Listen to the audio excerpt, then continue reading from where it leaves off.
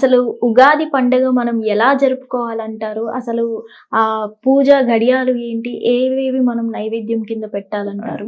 సంతోషం తల్లి. శ్రీ గురుభ్యో నమః. శ్రీ మహాగణాధిపతయే నమః. శ్రీ కళ్యాణ గుణావహం రిపుహరం దుస్వప్న దోషావహం గంగా స్నాన విశేష పుణ్యపరదం గోదాన తుల్యం నృణాం ఆయుర్వృద్ధిదముత్తమం శుభకరం సంతాన సంపత్ప్రదం నానా కర్మశోధనం సునితం పంచాంగమాకర్ణ్యతాం. ఉగాది, యుగాది, ఇది మనకు సంవత్సరం ప్రారంభమైన దాంట్లో మొట్టమొదటి పండుగనే అనుకోవాలి. చాలా మంది ఉగాది అంటుకుంటారు, శ్రావణ మాసం నుంచి పండుగలు ప్రారంభం అంటారు. అది వేరు, శ్రావణ మాసం నుంచి పండుగలు ప్రారంభమైనటువంటిది వేరు. మనకు మొట్టమొదటి పండుగ ఇది. కానీ ఇది మర్చిపోయినాం మనం. మన సాంప్రదాయంలో ఉగాదిని మర్చిపోయి జనవరి 1 బ్రిటిష్ వాడు పెట్టినటువంటి ఒక జనవరి 1ను మనం హాయిగా సంతోషంగా ఎగురుకుంటూ దుంకుకుంటూ తాగుకుంటూ తినుకుంటూ చేసుకుంటున్నాం.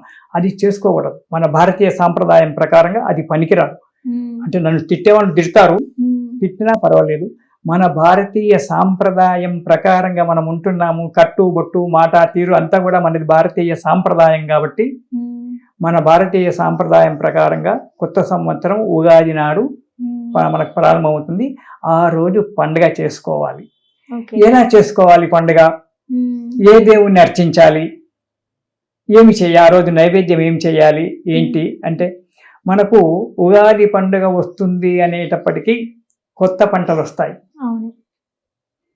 ఇప్పుడంటే హైబ్రిడ్ వ్యవసాయం అయింది కాబట్టి ఎప్పుడు పడితే అప్పటికి మామిడికాయలుగా వస్తున్నాయి, ఎప్పుడు పడితే అప్పుడే చింతపండు వస్తుంది, అప్పుడే ఉప్పు వస్తుంది, అన్నీ వస్తాయి.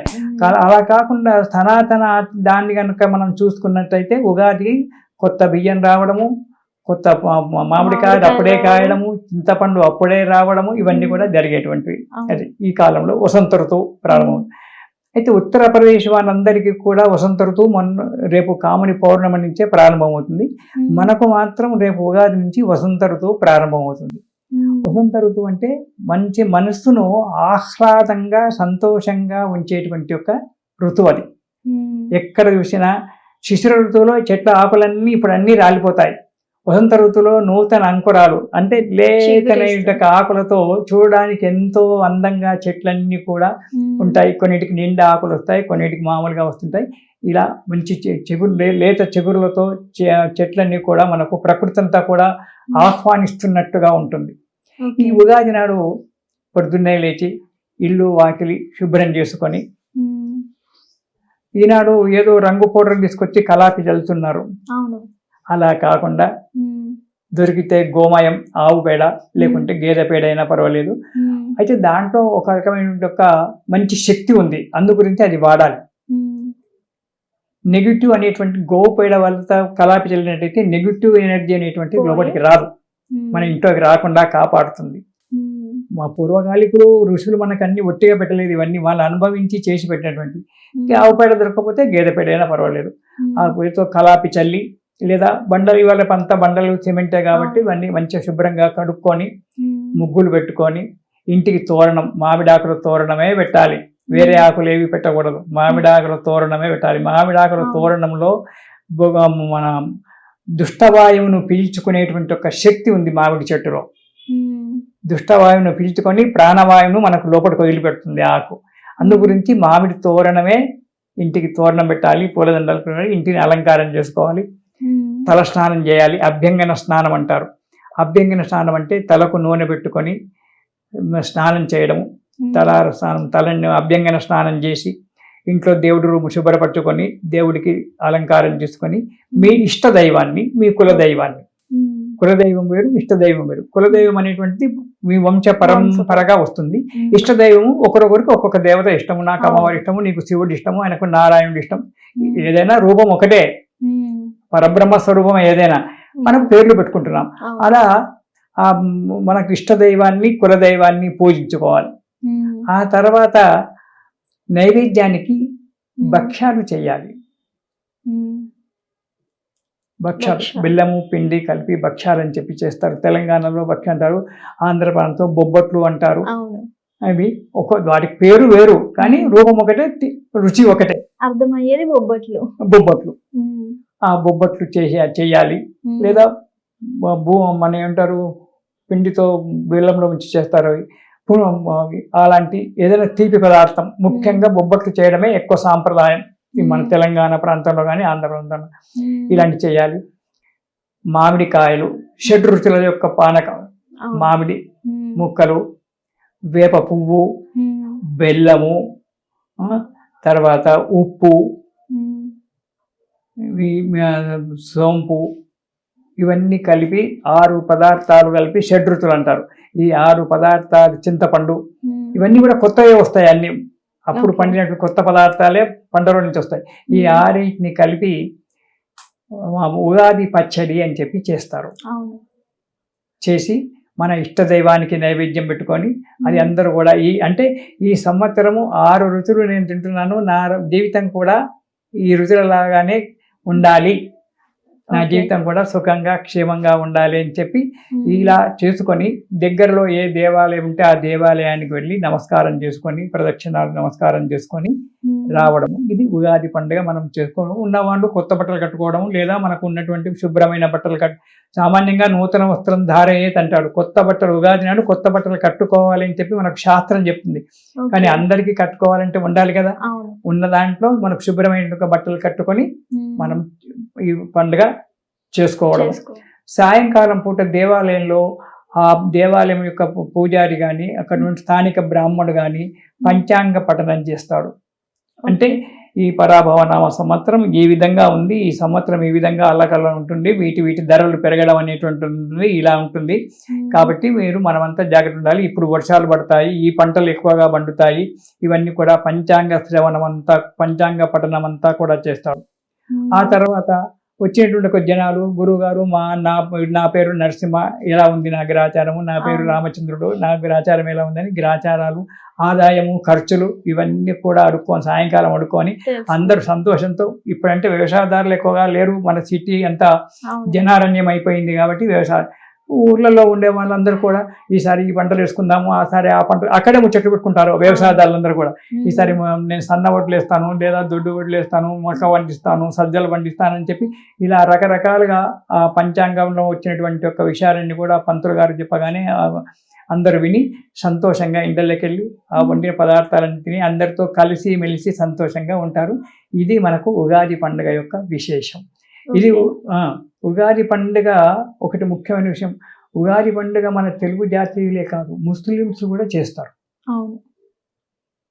ఎందుకంటే మా దగ్గర ముస్లిమ్స్ ఉంటారు కదా, వాళ్ళు డైరెక్ట్గా మన భగవంతుని పూజ చేయరు. వాళ్ళు ఉగాది నాడు నరసింహస్వామిని పూజ చేస్తారు వాళ్ళు. కానీ వాళ్ళు గుళ్ళోకి రారు, పూజ చేయరు కదా వాళ్ళు. అందు గురించి ఏం చేస్తారంటే అక్కడ ఉన్న దేవాలయం ఉన్న బ్రాహ్మణి కానీ టెంకాయ, ఇన్ని డబ్బులు, అవి బియ్యము అవి తీసుకొచ్చి మా పేరు మీద నరసింహస్వామికి పూజ. వాళ్ళ నరసింహస్వామి అంటే వాళ్ళకి చాలా భయం ముస్లింలకు. ఆ నరసింహస్వామికి పూజ చేయండి గురువు గారు, మేము షేకులము, మేము సయ్యదులము, మేము మహమ్మదులము అని చెప్పి వాళ్ళ పేరు రాసి చిట్టు మీద రాసి ఇచ్చేసి మా పేరు నరసింహస్వామికి పూజ చేయమని చెప్పి ఈ ఉగాది రోజే వారు ఆ నరసింహస్వామికి పూజ చేస్తారు. తర్వాత ఎప్పుడు కనబడదు. ఎందుకు భయం అంటారు గురువు గారు? భయం అంటే వీళ్ళు మ్లేచ్ఛ జాతి, వాళ్ళు మ్లేచ్ఛ జాతి అనేటువంటిది ఏదో వాళ్ళ ప్రత్యేకమైన వ్యాధి కాదు. మన హిందువులలోనే కొన్ని కారణాల వల్ల ఋషులు వాళ్ళు శపించడం వల్ల మ్లేచ్ఛ జాతి ఏర్పడింది. ముస్లిం జాతి అనేటువంటి వాళ్ళ కొన్ని రాజ్యాలు ఇచ్చేసి మీరు ఇక్కడ ఉండరు, ఇక్కడ ఉండకుండా మీరు భారతదేశంలో ఉండకండి అని చెప్పి వాళ్ళు హిందువులే, మన వాళ్ళే. కానీ కొన్ని యుగాల క్రితము వాళ్ళు చేసినటువంటి ఒక దార్టికమైనటువంటి ఒక దానికి చేసి ఋషులు వాళ్ళను శపించారు. శపించడం వల్ల వాడు ఆచార వ్యవహారాలు లేకుండా మన దేవుని నమ్మకుండా అంతా వాళ్ళు ఒక మ్లేచ్ఛులుగా మన మ్లేచ్ఛులు అంటారు, మ్లేచ్ఛులుగా మారిపోయారు. యవనులు అంటే క్రిస్టియన్లు. అయితే వాళ్ళు మన వాళ్ళే. అప్పుడు భారతదేశం అంతా కాదు, భారతదేశము కర్మభూమి, వేరభూమి, ధర్మభూమి, ఇది వేరు. ప్రపంచం మొత్తం కూడా చూసుకుంటే వాళ్ళు కూడా భూమి మీద పుట్టినటువంటి వాళ్ళే. ఆ యవనులను వాళ్ళు చేసేటువంటి ఒక పనులను బట్టి, వాళ్ళు తల్లిదండ్రి మాట వినకపోవడము, వాళ్ళు చేసినటువంటి ఒక పనులను బట్టి వాళ్ళను శపిస్తే వాళ్ళు యవనులైనారు, వీళ్ళు మ్లేచ్ఛులైనారు. అంతా భూమి మీద పుట్టినటువంటి వాళ్ళు. అయితే రాగా ఏంటంటే అది కులము మతము కింద ఏర్పడిపోయింది. తను కొంచెం చావడానికి వచ్చేసినటువంటి పరిస్థితి ఏర్పడింది. అయితే వాళ్ళు అందుకే మన మన ప్రాచీన సాంప్రదాయంలో మన సాంప్రదాయంలో పుట్టినటువంటి ఒక వ్యక్తులే కాబట్టి వాళ్ళు నరసింహస్వామి అంటే వాళ్ళకి ఎక్కువ ప్రీతి. కాబట్టి ఆ నరసింహస్వామిని వాళ్ళు ఉగాది నాడు మాత్రం కంపల్సరీ ఇప్పుడు మా ఊళ్ళో ఎంతో మంది ఉన్నారు ముస్లిం, అందరు కూడా వచ్చి రూపాయో 2, 10, 5 ఎంతో ఇచ్చేసి పంతులు గారు మా పేరు మీద పూజ చేయండి. ఉన్నవాళ్ళు కొందరు బట్టలు తీసుకొచ్చిస్తారు, కొందరు శంకాయ మామూలు ఇన్ని బియ్యం తీసుకొచ్చిస్తారు, ఓ 2 రూపాయలు. ఏమి లేనివాడు 1 రూపాయి చేతిలో పెట్టి పంతులు గారు నా పేరు మీద కొంచెం దేవునికి మీ నరసింహస్వామికి చెప్పవా అంటాడు. ఇలా వాళ్ళు కూడా మనకు ఈ ఉగాది పండుగ చేసుకోవడం అనేటువంటిది మనకు కనబడుతూ ఉంటుంది, ఆచారంలో ఉంది, కనబడుతూ ఉంటుంది. ఇలా ఉగాది పండుగ చేసుకొని సంతోషంగా మనం ఉండి వచ్చే సంవత్సరం పరాభవనామ సంవత్సరం అయితే కీలకనామ సంవత్సరం వచ్చేటువంటి సంవత్సరాల వరకు మనం సుఖంగా క్షేమంగా ఉందాం అనేటువంటి ఉద్దేశంతో ఇదంతా కూడా మనము సంతోషంగా పండుగ చేసుకోవాలి, ఆచార వ్యవహారాలు పాటించాలి, సుఖంగా సంతోషంగా ఉండాలి. ఇది శుభం. గురుగారు, ఈ పూజ ఏ సమయంలో చేయాలంటారు? పూజ సమయం అనేటువంటిది ఏం లేదమ్మా. దానికి ఇప్పుడు మా యూట్యూబ్లలో చెప్తున్నారు పలానా సమయం నుంచి పలానా సమయం వరకే, అదంతా కూడా అబద్ధం. మనకు ఆ ఉదయం పూట పూజ చేసుకోవడం అనేటువంటి శుభం. అంతేగాని ఈ ముహూర్తంలోనే ఉగాది పండుగ చేయాలి, ఈ ముహూర్తంలోనే చేయొద్దు అనేటువంటిది నిర్ణయం ఇప్పుడు నా దగ్గర ఉన్నటువంటి ఒక ధర్మశాస్త్ర గ్రంథాలు ఏ గ్రంథంలో కూడా ముహూర్త నిర్ణయం అనేటువంటిది పెట్టలేదు. ఆ రోజు పూజ చేసుకోండి. సాధ్యమైనంత వరకు ఉదయం 11 లోపల పూర్వాన్నంలోనే పూజ చేసుకోవడం చాలా మంచిది. కాబట్టి ఉదయమే పూజ చేసుకొని తక్కిన వంటలు వాడుకోవడం తర్వాత నిదానంగా చేసుకోండి. అంతేగాని పలాని ముహూర్తంలోనే పూజ చేయాలి, పలాని ముహూర్తంలోనే హోలీ ఆడాలి, పలాని ముహూర్తంలోనే కామదహనం చేయాలి అనేటువంటి కూడా అన్ని అబద్ధాలు. వాటికి ఆధారము లేదు. మాకు పేరు రావడానికి మేము చెప్పుకోవడం. అంతేగాని ఏ ధర్మ సింధు ధర్మ ప్రవృత్తి, తర్వాత భట్టాకరము, ఇటువంటి వాటిలలో దేంట్లో ఇన్ని పుస్తకాలు నా దగ్గర ఉన్నాయి, తీసి చూపిస్తాను. ఎక్కడ కూడా పలాని ముహూర్తంలో ఉగాది పండుగ చేసుకోండి, పలాని దాంట్లో ఇది చేయండి అని చెప్పి నిర్ణయం చేయలేదు. ఆ రోజు ఉగాది పండుగ చేసుకోండి. సామాన్యంగా పూర్వాన్నంలో మొదటి అంటే 11 లోపల మధ్యాహ్నం కాకుండా 11 లోపల పూజలు పునస్కారాలు చేసుకొని మీరు చేసుకునే వంటలు నిదానంగా చేసుకోండి. తర్వాత నైవేద్యం పెట్టి భోంచేయండి అని చెప్పారు. అంతేగాని ఈ ముహూర్తం అనే నిర్ణయం లేదు, నేను చెప్పను కూడా. లేని విషయాన్ని నేను కొత్తగా సృష్టించను. అదమ్మా. ధన్యవాదాలు.